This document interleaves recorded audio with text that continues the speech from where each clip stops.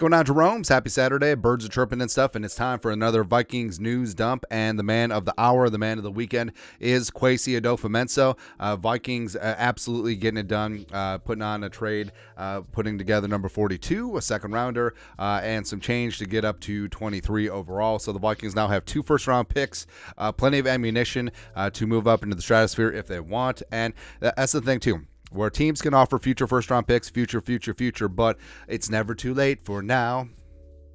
What's up, Sylvie? So the Vikings have 2 immediate draft picks. That's more than what the Broncos and the Raiders and the Steelers and even the Giants can offer immediately. It's 2 first-round picks. Yes, the Giants are at 6. Fully understand that, but if the Vikings want to move, I think that they will move. And also, there's a lot of thinking that maybe the move is already in place. McShay, ESPN. The Vikings don't make this move unless they've already had serious discussions with a specific team, RE, what it will take to move up for the quarterback they desire, presumably not Caleb or Jaden. So is it New England at 3 or for May, or a team picking a couple/few spots down for JJ? Now, the thing is, I'm sure that the Vikings and Kwesi has a little wink nudge thing going on for teams in the top 5. Maybe it's the Chargers, maybe it's the Cardinals. Although we said this before, I feel like I don't think the Cardinals move. I think they take wide receiver 1 or tackle 1 of the 2. But is it the Patriots? Is it Washington? Daniel Jeremiah seems to think it might be Washington. So speculation is rampant on this thing right now, but it's a lot of fun. And of course, the voice of the Vikings, Pia on the mic, has some thoughts too. Purple Persuasion put this together. For Kwesi to pull this trade off today, Paul Allen, PA on the mic, believes there's a likely handshake deal done to move up into the top 5. There, generally speaking, is a handshake that you have with somebody 3, 4, 5. You have a handshake with somebody somewhere. And I feel like the Vikings just don't move up to 23 just to move up to 23, right? So, yeah, I mean, they could decide that the deals that they might have in place are just like whatever. They could stick and pick with 2 first-round picks. Fully understand that. But I think that what it is that Kwesi had talked to Washington, had talked to New England, maybe Arizona or the Chargers, and it's like, hey, hypothetically, what if we have 11 and, say, 23? Hypothetically, would that get a deal done? So I wouldn't be shocked if the Vikings make a trade into the top 5 over the weekend. I think that the Vikings got this deal done, and I think that maybe the other team will take some time to marinate and maybe check out some offers from the other teams, and then I think that they'll pull the trigger, right? So I think specifically if it's a trade to 2 or 3, I think they'll get it done. If it's trade to 4 or 5, that may have to wait till draft night and see what's on the board, see what's happening, and also just to gauge and see what the Giants do, because I think the Giants are the team that are the threat right now to potentially leapfrog up and try to get up there. And I think that's what's happening right now. Say, just for example, no inside knowledge, but just say, for example, it's New England at 3. And the Vikings, they got these 2 first-round picks. They're going to offer 11, 23, and a future first for number 3, which I understand. Well, according to this very specific trade chart that I just looked up, no. I mean, the team asking to move is always going to pay a premium, and also, I mean, every single team has different chart or different value of draft picks, right? It is what it is. But now, I'm sure that New England has this on their plate, and it's like, hey, Giants, what's your last best offer? And then compare and contrast, and then maybe something is done over the weekend. I think that's where we're currently at. And Kwesi. All right, so our boy Thor Nystrom pointed this out about team building and also the quarterback position. Hope is not a strategy, he added. There are a lot of things that can occur in the future, and it's our job and obligation to study them, understand the risks, and choose a course of action that will put us in a good situation no matter what happens. And I think Kwesi's cooking. And I think, frankly, this may have been his plan at quarterback all along. And the Vikings have been clearing out cap space. The Vikings will have 110, 120 million in cap space in 2025, pending on how these free agency deals pan out. And I mean, well, he probably wasn't planning for the 2022 draft class to be asked, thank you. But in terms of Kirk Cousins, maybe he was like, okay, we'll sign him to the 1-year extension through 2023, and the projected 2024 draft class, the quarterback, is looking good. It's looking a lot better than 2025. It's a hell of a lot better than 2022. So let's do the damn thing there. Or you want to get nuts? Let's get nuts. Our guy Eli Corbett is certainly on one. And the whole thing about Justin Herbert is I understand.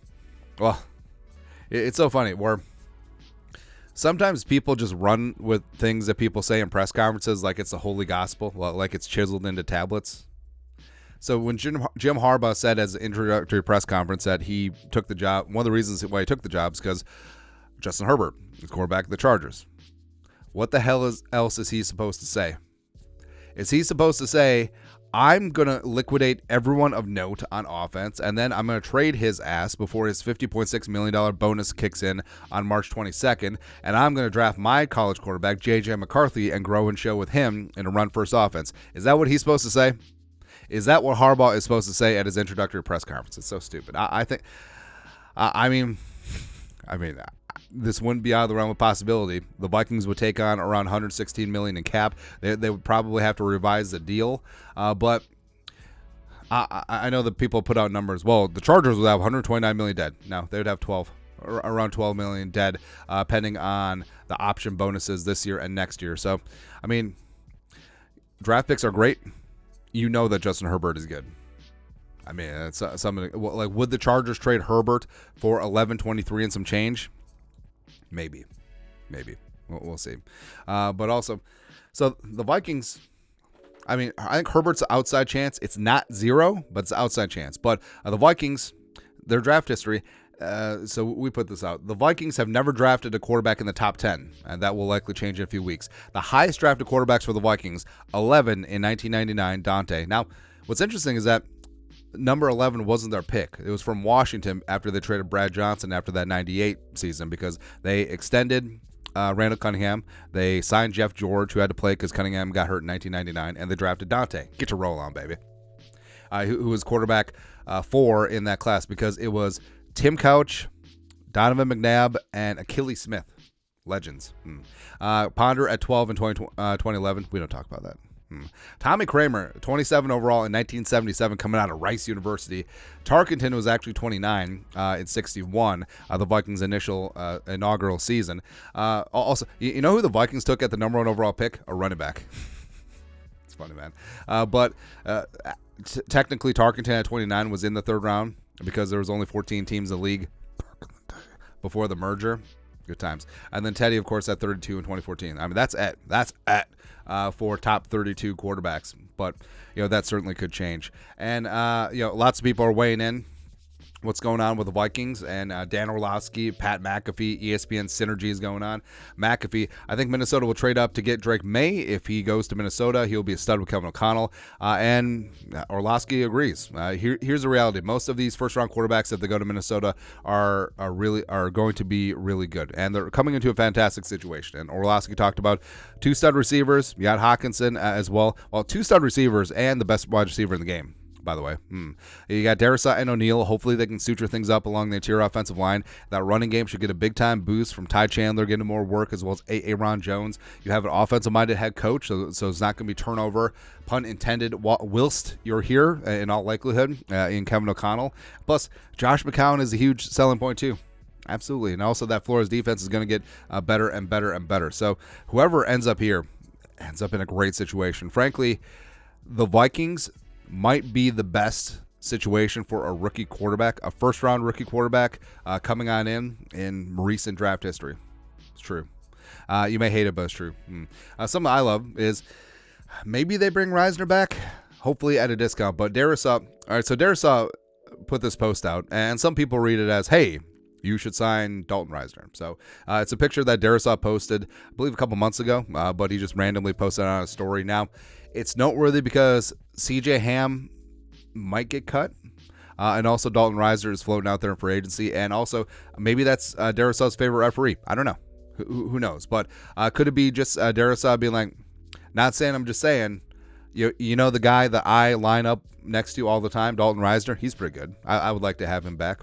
Who knows? Speaking of crypticness. So, Vikings fans know.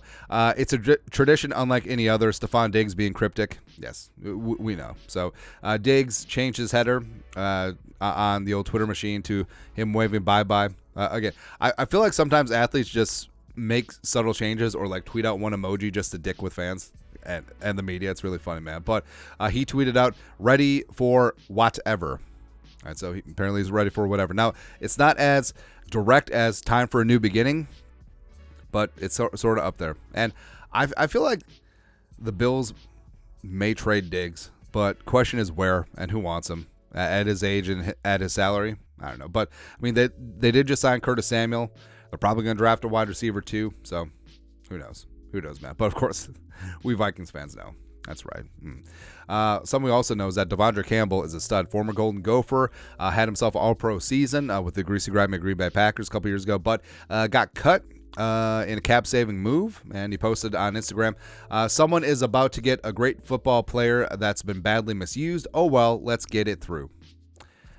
Come on home to the Vikings. Now, you won't start, but you can back up your fellow Gopher alum Blake Cashman outside. How about that? As well as Ivan Pace Jr. I mean, because Devondre Campbell's still a stud, man. But was he misused in Joe Barely Cares defense last year? Sure. Yes. I think he certainly was. I think he's got some decent football left in him. Speaking of Vikings linebackers, Troy Dye will not be back. Rap sheet. A Vikings linebacker and special teamer Troy Dye signing with the Chargers on a one-year deal, so said. Minnesota wanted him back, but Dye will have a chance to play more of a role on defense in L.A. So, you know, I feel like the Chargers kind of owe us at this point. So, how about Herbert just for 23? But Dye, I mean, Dye never really worked out. I mean, he was a fourth-round pick, I believe, coming out of Oregon. Also, he's one of the few players that just did not wear gloves. I kind of like the throwback. But, I mean, also you remember, I mean, Dye, when Zimmer was here and the Vikings were on that 4-3, I mean, Dye was the weak side linebacker with Kendricks and Barr. His first couple of seasons, but I think he's better suited as a high-end backup. I think that he's a dynamic special teamer. I think that's a big reason why he's going to the Chargers, because their special teams coordinator, who survived regime change, is Ryan Ficken, who has spent a lot of years here with the Vikings as assistant special teams coach, as well as 1 year as special teams coordinator, one of the best in the business. So, you know, wishing the best to Dye out in La La Land. There you go. Another Vikings also gone. Kramer. Former Vikings defensive tackle Khyiris Tonga signed a one-year deal with the Cardinals today. Now, Tonga was a restricted free agent. The Vikings decided not to tender him at $2.9 million, but they could have brought him back on a league minimum deal, but he's checking things out with the Cardinals. Now, Brian Flores is very demanding, right? And players that don't live up to the standards don't play. And you saw that with the Caleb Evans, who got benched 7 times. And it was always odd because the Vikings lacked size on the interior, and Khyiris Tonga was size on the interior. And whenever he was in, good things tended to happen. But now, was it a coaching decision? Was it Tonga?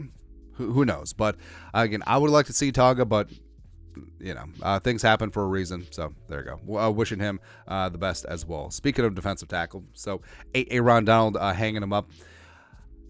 Very good case that he's the greatest defensive lineman of all time. Just the consistent pressure, the heart and hustle, just the everything about it, man. Aaron Donald was borderline unblockable and just a beast. Won himself a ring, got himself paid. So, yeah, big time props to Aaron Donald as he hangs him up. Relatively young. He's only in the league for 10 years. And also, the Vikings drafted Anthony Barr like 5 spots ahead of Aaron Donald, but that doesn't keep me up at night. No big deal. Lastly, so Chuck Foreman, Spin Doctor, is one of my favorite dudes out there. This Chuck Foreman, this is my van back in the day. Carpet, back room, kitchenette, top-notch sound system, and even a fireplace was rolling in style. I would want that thing thoroughly dry cleaned and detailed. But how cool would that be? How cool would that be? Where I don't. All right, so back room. So that's the back of the van. So that's like the middle. So this photo is taken from like the passenger seat, I'm guessing. But I mean, that was the thing back in the day, wasn't it? Like a shag carpet van. Because I feel like with rent the way that it is and housing prices the way that they are, I feel like living in vans down by the river, that's gonna make a comeback. But this looks good. Is it? I wish this thing was still around. Or can we recreate this strand by strand and then just give it to Chuck Foreman? It'd be good. It'd be good, man. Anyways, that is it. That is Vikings News Dump on this beautiful Saturday. Enjoy your weekend. You guys are the best. Skol. Production value.